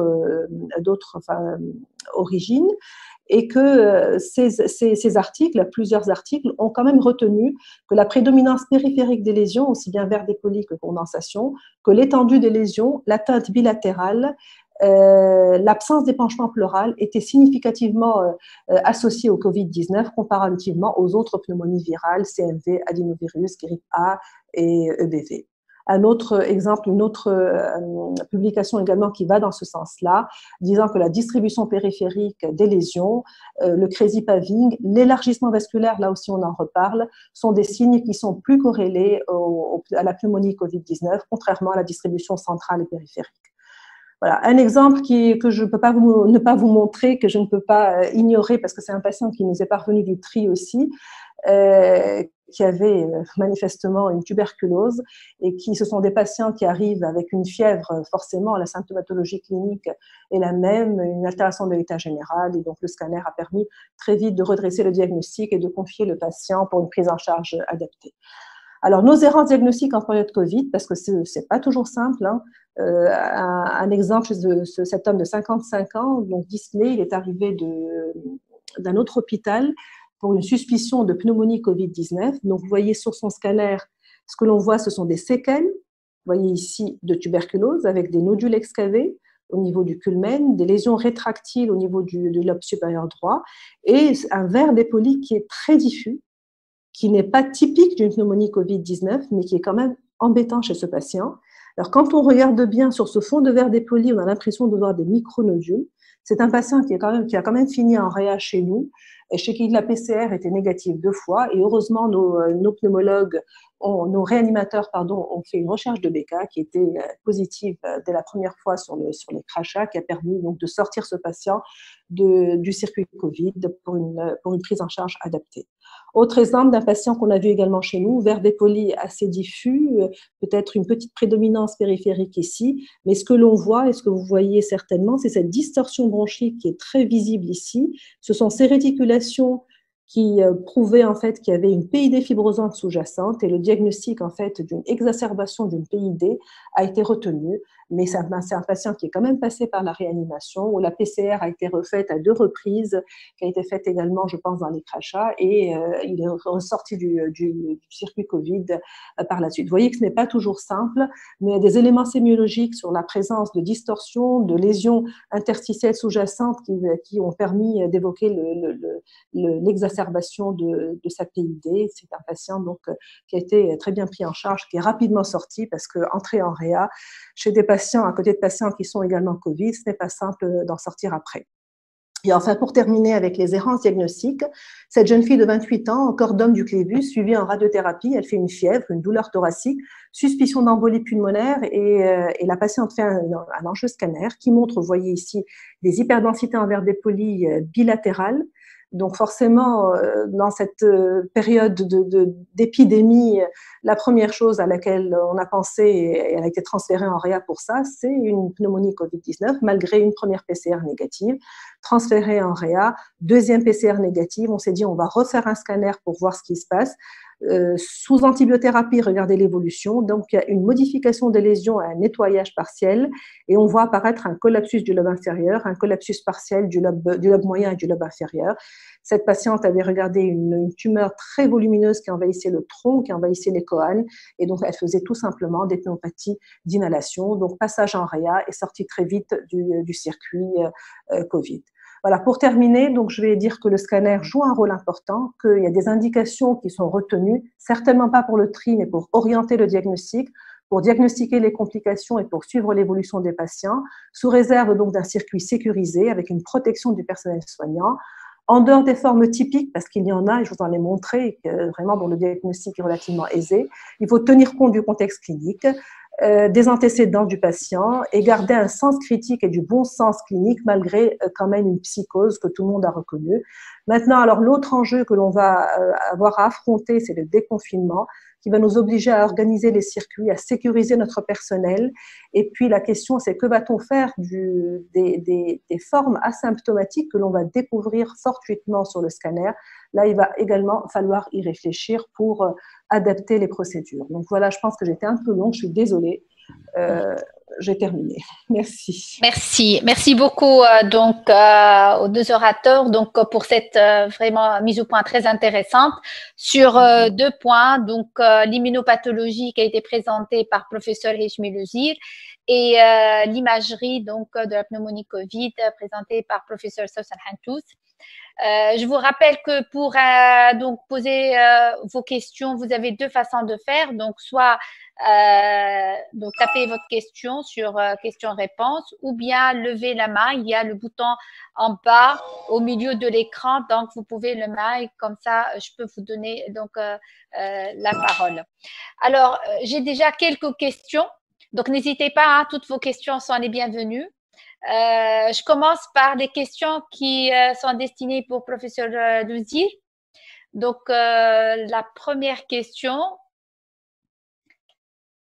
c'est par notre ami Inès Zender, donc, qui vous remercie énormément et qui vous pose cette question et vous dit que est-ce que le vaccin contre le virus risque d'entraîner lui-même un orage cytokinique ou pas? Alors, j'ai répondu à cette question par écrit. D'accord. Je peux le faire là oralement, rapidement. Normalement, non, parce qu'en fait, ce qui est la conséquence de l'orage cytokinique, c'est plus La multiplication virale, c'est le virus, c'est l'inflammation, c'est l'infection. Quand on fait un vaccin, il va donner certes une petite inflammation dans les 24-48 heures avec parfois une petite fièvre. Après, ça va passer.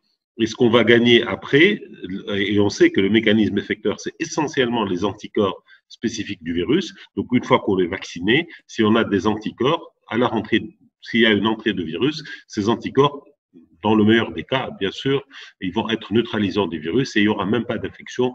Donc, voilà. Donc, je ne pense pas que le vaccin puisse induire une exagération de la réponse immune. Et pour rester toujours dans les vaccins, il y a une autre question posée par Dr. Suisse. Il vous dit que pourquoi, donc, pour quelles raisons les recherches n'ont pas pu aboutir pour le moment donc, à un vaccin pour le MERS-CoV? Alors, je dis que non, au contraire, les recherches ont abouti à beaucoup de vaccins et qui sont en phase clinique. Il y a au moins 8 qui sont en phase clinique, parce qu'il faut rappeler que quand on a un vaccin, j'ai rappelé tout à l'heure, il y a différents types de vaccins qui sont en train d'être produits par les différentes équipes. Il y a ce qu'on appelle la phase préclinique, c'est-à-dire là où on va tester le vaccin in vitro, on va le tester chez l'animal.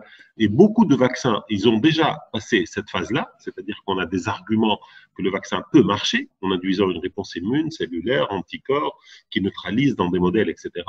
Les phases cliniques, vous les connaissez, il faut faire la phase 1, la phase 2, la phase 3. Donc, il y a des phases 1 qui sont en cours, il y a des phases 2 même en cours, ou phase 2, 3. Donc, c'est ça les délais qui sont nécessaires pour vraiment valider un vaccin, pour pouvoir l'utiliser à large échelle. Voilà. D'accord. Il y a une autre question, je ne sais pas si vous avez répondu ou pas. Donc, la question concernant est-ce que l'inflammation pourrait-elle expliquer la sévérité de l'atteinte par Covid, particulièrement chez les sujets âgés? Alors, j'ai aussi répondu à cette question. Vous m'entendez là?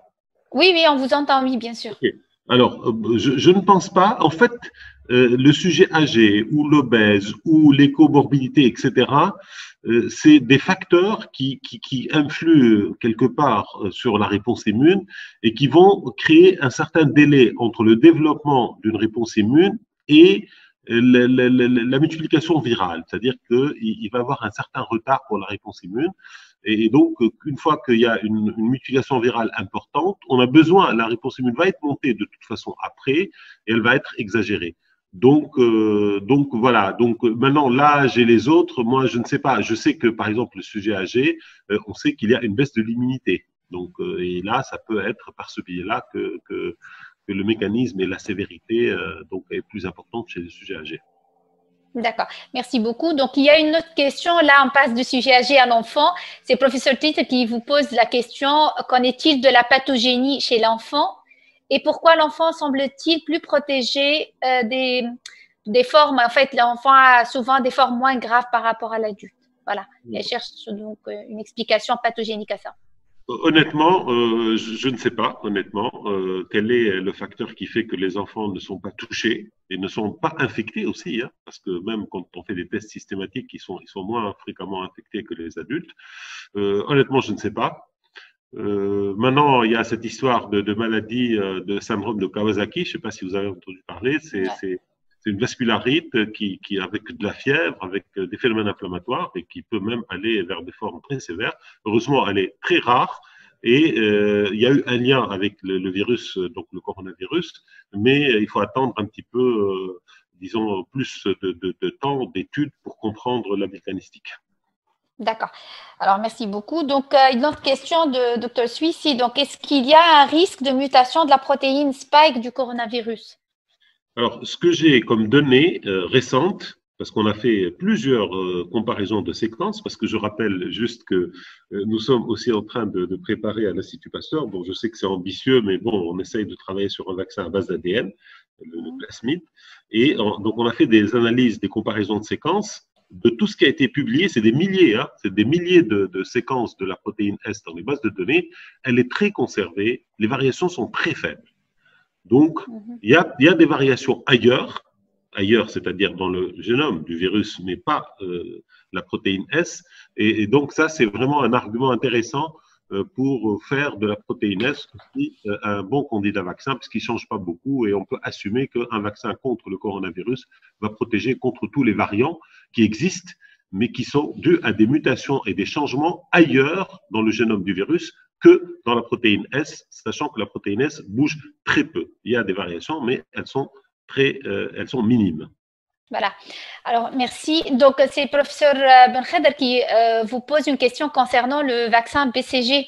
Et là, il vous dit que c'est un modulateur de l'immunité. Qu'en pensez-vous?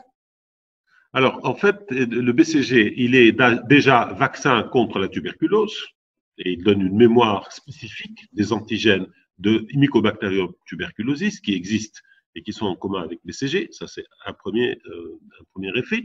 Deuxièmement, le BCG est utilisé comme immunomodulateur, notamment dans le cancer superficiel de la vessie. Et là, ce dont on a besoin, c'est au moment où on introduit le BCG et les phénomènes inflammatoires qu'il induit peuvent agir de façon non spécifique sur des cellules tumorales, notamment par le biais de tumor necrosis factor, pour contribuer à leur élimination. Ça, c'est l'immunomodulation.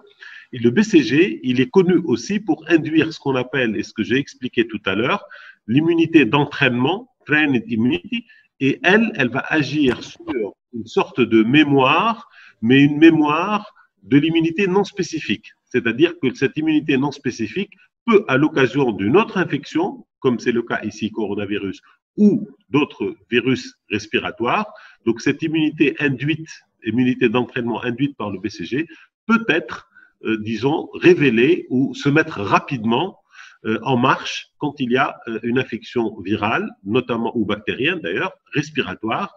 Et à ce moment-là, cet effet de l'immunité non spécifique peut jouer un rôle positif et un rôle favorable dans l'élimination et dans le contrôle, on va dire, de cette seconde infection. D'accord. Peut-être avant de passer à l'imagerie, une autre question pour vous, professeur Louzir. Pour revenir au vaccin, puisque vous avez dit qu'il y a plusieurs vaccins qui sont encore en cours d'étude maintenant, il vous dit que comment on va faire le choix. C'est des vaccins avec des mécanismes d'action donc différents. Comment va se faire le choix? À mon avis, le choix, il sera guidé par les études cliniques d'efficacité. Donc, celui qui va arriver le premier sur les études cliniques et celui qui, en phase 3, va montrer le plus de protection entre les gens vaccinés par rapport aux gens non vaccinés, qui va être déterminant. Parce que tous les vaccins qui sont en phase clinique, et je les ai cités tout à l'heure, tous se basent sur des constructions connues, validées, qui peuvent marcher, qui sont acceptables. Voilà, donc ce qui va les distinguer après, c'est celui qui va arriver en premier, et deux, celui qui va démontrer une efficacité la plus importante. D'accord, merci beaucoup. Docteur Benkheder a levé la main. J'ai mis que activé. Vous m'entendez, professeur Benkheder?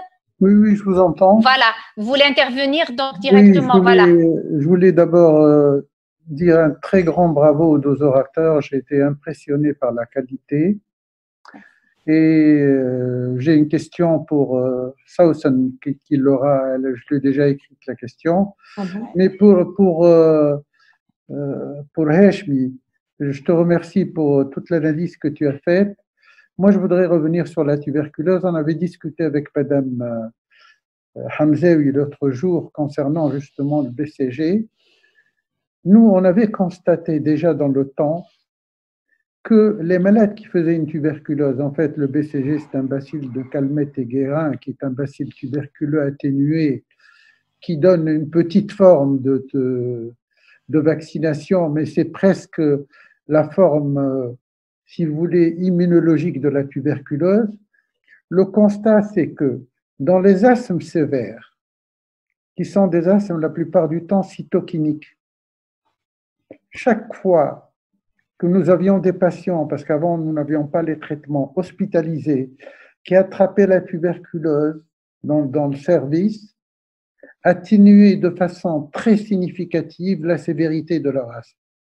À tel point qu'elle me disait, les patients, tous les patients, je préfère à la limite être tuberculeux qu'asthmatique. Alors, je voulais simplement vous dire que cette notion de BCG sur l'action cytokinique, vraisemblablement, c'est quelque chose qui existait depuis très longtemps, qui n'a pas été exploré convenablement, et peut-être à travers cette pathologie, ce serait une filière d'exploitation. Je suis d'accord. Juste un commentaire par rapport à l'asthme et la tuberculose. L'asthme, le mécanisme physiopathologique implique ce qu'on appelle une réponse immune cellulaire T de type TH2, où il y a de l'IL4, où il y a de l'IL13, et il y a peu d'interférons gamma. Et la tuberculose et l'infection par Mycobacterium tuberculosis ou la vaccination par BCG induit plus une réponse de type TH1. Et l'interféron gamma qui est induit suite à une tuberculose ou à une réponse TH1 après vaccination par BCG peut agir pour supprimer la réponse TH2.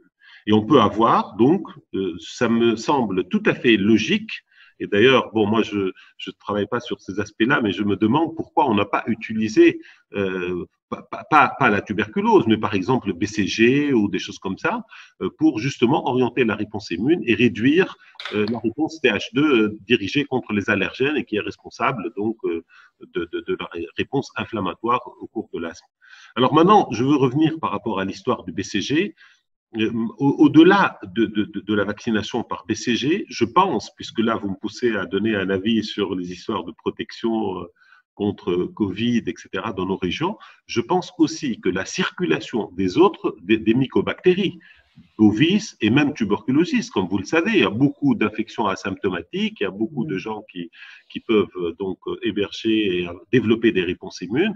Tout ça peut être et doit être considéré et éventuellement pour essayer de comprendre pourquoi nos populations ou certaines populations, notamment dans les pays où on continue à vacciner, mais on continue à vacciner parce qu'on continue à avoir une circulation de mycobactéries, on continue à avoir peut-être des conditions d'hygiène pas comme celles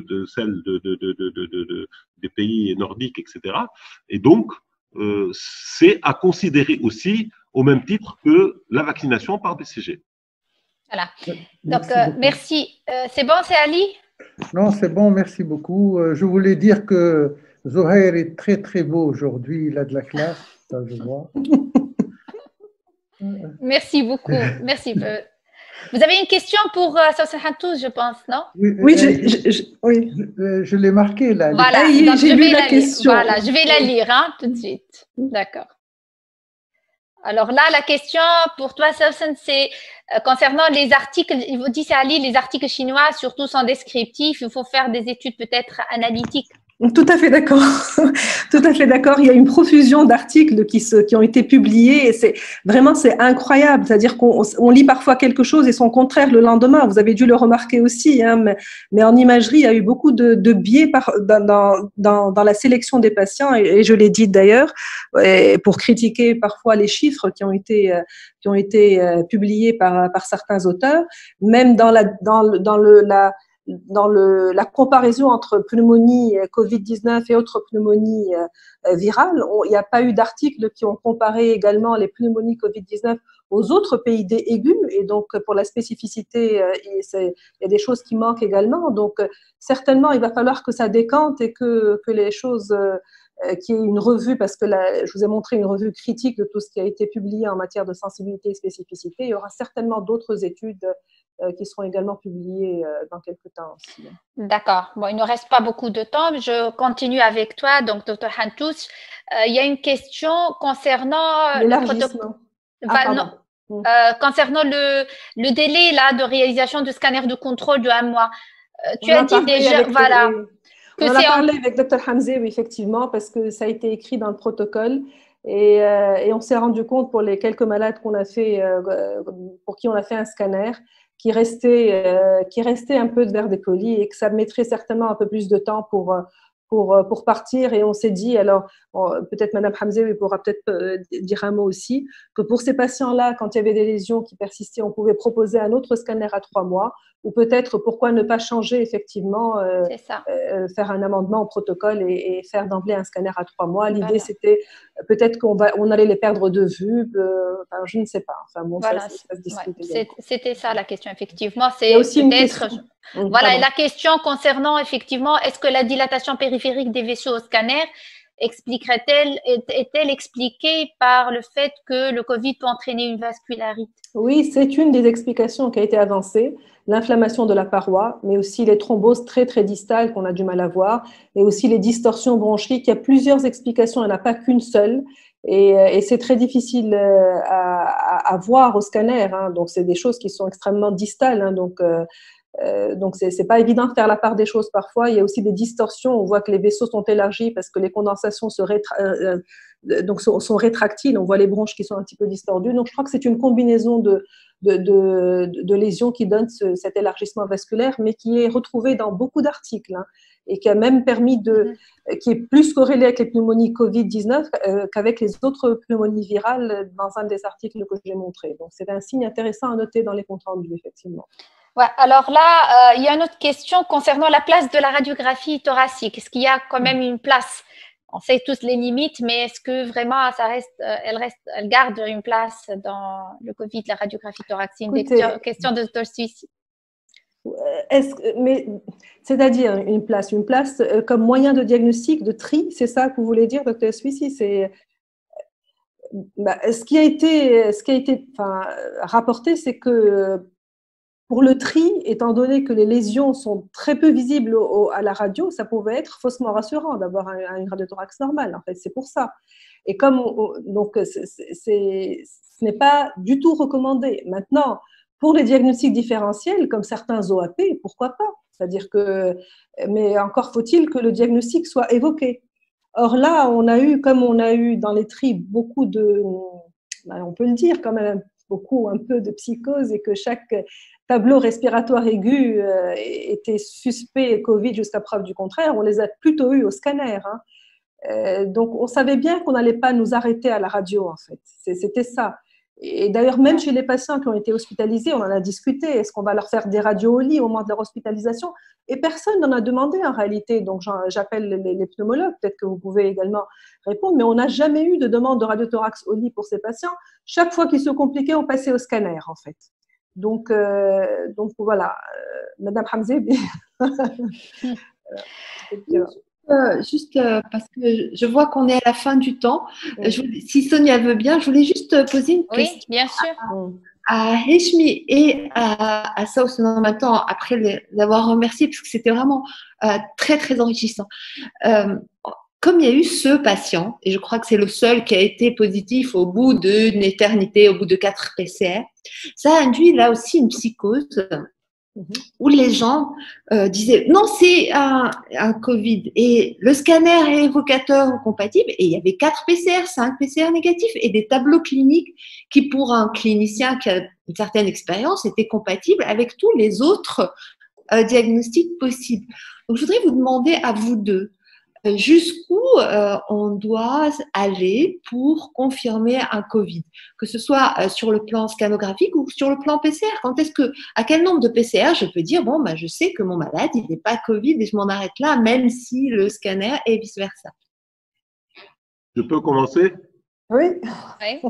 Alors, non, parce que en fait, la PCR va être après se négativer et devenir faible, notamment lors des phases de complications et tardives. Ça a été montré et on a vu, et on sait que là, les phénomènes inflammatoires et la réponse immune et les phénomènes au moment de la complication, c'est eux qui priment par rapport au virus, quoi. Donc, si le type arrive déjà à un stade avancé et qu'il a déjà développé sa maladie et sa virémie bien avant, la PCR, elle va être négative, quoi. Donc, il faut regarder. Moi, ce que je pense, je suis en train de regarder, je suis à l'affût des facteurs biologiques de pronostic. Ça, c'est très important. Par exemple, doser l'IL6 dans ces phases-là, si elle va être très élevée, peut-être que demain, ça va être quelque chose qui va aider au diagnostic. Il va se dire, OK, voilà, si jamais il s'avère que c'est associé à des taux très élevés et c'est spécifique dans ces situations-là. Donc, une PCR peut être négative parce qu'une charge virale va diminuer, notamment dans les phases où il y a des complications qui arrivent bien après le début de la maladie. Donc voilà, donc même je dirais, alors maintenant je sais que le médecin il aimerait bien savoir, il aimerait bien être orienté, ben, s'il est arrivé tard, si le patient arrive déjà en réanimation, bon, si la PCR, et d'ailleurs c'est peut-être pour ça, parce que tout à l'heure j'écoutais, il y a beaucoup de cas de diagnostic radiologique et au scanner qui ont été faits avec des gens qui étaient initialement négatifs, etc. C'est possible que c'est un délai par rapport au début de l'infection. Tout à fait. Voilà, donc moi je pense à ça. Oui, je voudrais rajouter justement un mot. Je suis tout à fait d'accord par rapport au fait que, d'ailleurs, certains le disent clairement dans certains hôpitaux en France, que la PCR est utile les 5 premiers jours et qu'au-delà, quand les lésions parenchymateuses sont bien là et qu'elles sont assez étendues, il y a peu de chances de trouver une PCR positive en nasopharyngée. Et c'est pour ça que d'ailleurs chez ce patient-là dont on a parlé et dont tout le monde parle, elle a été positive dans les crachats induits, et c'est là qu'elle a été positive. Je pense qu'il faut pas, je pense comme on l'a souvent discuté avec Dr Hamzé, oui, vraiment c'est un ensemble d'éléments. Il y a aussi les éléments biologiques. Il y a un patient que j'ai montré pour lequel le diagnostic a été retenu quand même sur la base d'une lymphopénie associée, avec un tableau clinique, il n'y avait pas de CRP très élevé. Donc, il y a aussi un ensemble d'éléments cliniques et biologiques qui doivent également faire retenir le diagnostic. Alors maintenant, au bout de combien de temps on peut l'éliminer? Je ne pense pas qu'on puisse éliminer le diagnostic sur un seul élément. Je pense que c'est une confrontation avec d'autres éléments biologiques, cliniques et scanographiques. Nous, quand on dit que c'est typique, on est très à l'aise. Mais comme je vous ai montré des cas où c'était vraiment compatible et où vraiment on était derrière nous. Alors qu'est-ce que je fais? Je n'ai pas la possibilité d'isoler. C'était stressant pour nous, donc on l'a vécu. Donc si on dit que c'est typique et qu'après le patient se retrouve à côté d'un patient Covid, on est très embêté, même sur le plan éthique. Il va attraper un Covid alors qu'il n'avait rien. Et s'il n'y a pas de possibilité de l'isoler, c'est très embêtant aussi. Et donc voilà, et je pense que c'est une prise en charge globale. Pardon. Je rajouter un point, c'est que parce que en fait il n'y a pas encore, on n'a pas utilisé la sérologie.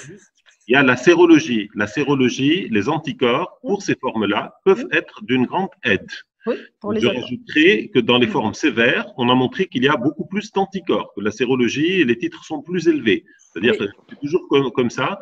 Et donc maintenant, avec l'arrivée des tests sérologiques, les malades qui sont pris avec un peu de retard en réanimation, etc., on peut leur faire une sérologie et si elle est positive, on peut savoir a posteriori qu'ils avaient été déjà positifs et sans aller vers des aspirations, vers des crachats, etc., on peut être sûr de les classer comme tels. Parce que pour le moment, on n'a pas encore les anticorps, enfin, il y a les tests rapides, mais je pense que ça va apporter, ça va aider au diagnostic. Et ça aide déjà, parce que les réanimateurs ont déjà utilisé la sérologie pour sortir des patients du circuit Covid, ou avec des PCR négatifs, au moins pour 2 ou 3 malades. Donc, ok. Ouais. D'accord. Alors, il y a une autre question, professeur Lezir, pour vous. Voilà, qu'elle vient, voilà, je la vois. Une question concernant la pathogénie de la thrombose. Il vous dit que est-ce que la thrombose, c'est plutôt une complication locale des phénomènes inflammatoires respiratoires ou plutôt c'est une atteinte vasculaire spécifique ou peut-être les deux? Alors, c'est probablement les deux parce qu'on sait que les vaisseaux ont des récepteurs au virus déjà. Mais on sait que dans les phénomènes inflammatoires, il y a toujours un problème de coagulation associé. Les cytokines jouent un rôle très important. C'est connu ça dans les phénomènes inflammatoires, dans le choc septique, etc. Et donc voilà, donc c'est vraiment quelque chose d'important. Moi là, j'ai pas beaucoup de temps pour argumenter tout ça, mais on sait que les histoires des micro-thrombus, les histoires de micro-emboles qui sont au niveau des vaisseaux qui sont attenants et proches des alvéoles, etc. Donc tout ça probablement rentre dans le cadre du lien qu'il peut y avoir entre un état de choc et un état inflammatoire important et la coagulation. D'accord. Merci beaucoup. Alors, voilà, je vois qu'il y a une autre question qui arrive. Bon, je ne sais pas. Alors, une question toujours pour professeur Louzier. La place des anticorps IgG, IgM pour le diagnostic tardif. Et je pense que ça va être la dernière question parce qu'on a déjà dépassé le temps. Voilà. Alors, la place, elle est bien, elle est importante. Moi, je dirais plus pour l'IgG, pour les études épidémiologiques, parce que la prise en charge des cas, les tests rapides d'antigènes, c'est vrai que si on arrive en retard, parce que l'IgG, tout à l'heure, j'ai montré que ça se développe quand même au bout de 10 jours, 2 semaines, l'IgM un peu plus tôt. Donc, ça peut aider un tout petit peu au diagnostic, mais on aimerait bien toujours avoir quand même une PCR positive ou avoir une détection du virus. Donc, ça, c'est important pour la prise en charge parce qu'elle est lourde, parce qu'il y a des circuits particuliers. Et les anticorps, ça va être très important, notamment les IgG, dans les études épidémiologiques pour savoir la circulation du virus, savoir l'état d'immunité des populations, voir quelle est la proportion d'individus qui ont développé des anticorps. Et tout ça peut aider pour développer des stratégies de prévention, pour penser à la vaccination, pour penser au contrôle et les mesures de confinement, etc. Voilà. Donc, je pense que nous sommes arrivés à la fin de ce deuxième webinaire organisé par la STMRA. Nous tenons donc à vous remercier, professeur Louzi, à remercier professeur Hantous pour donc ces deux mises au point fort enrichissantes. Nous remercions également les laboratoires AstraZeneca pour leur soutien donc pour la réalisation de ce webinaire. Et je vous invite tous à un troisième webinaire qui sera organisé le 6 juin. Samedi 6 juin, qui sera donc présenté par deux confrères, donc professeur Nadia Nathan, que vous avez connu, hein, qui va nous parler du Covid de l'enfant, et professeur Loïc Kassen, qui va nous parler, qui va nous faire une mise au point sur le traitement du Covid-19. Voilà, je pense, merci donc à vous tous, merci donc à tous nos collègues qui ont participé donc par leurs questions, ceux qui ont également participé, même s'ils n'ont pas posé des questions, mais vraiment, je vois donc des commentaires de remerciements ici dans la case questions et réponses. Voilà, je vous dirais Shehia Taïba, ou Inch'Allah au prochain webinaire. Merci à vous tous. Au revoir, au revoir tout le monde. Au revoir. Ouais. Au revoir.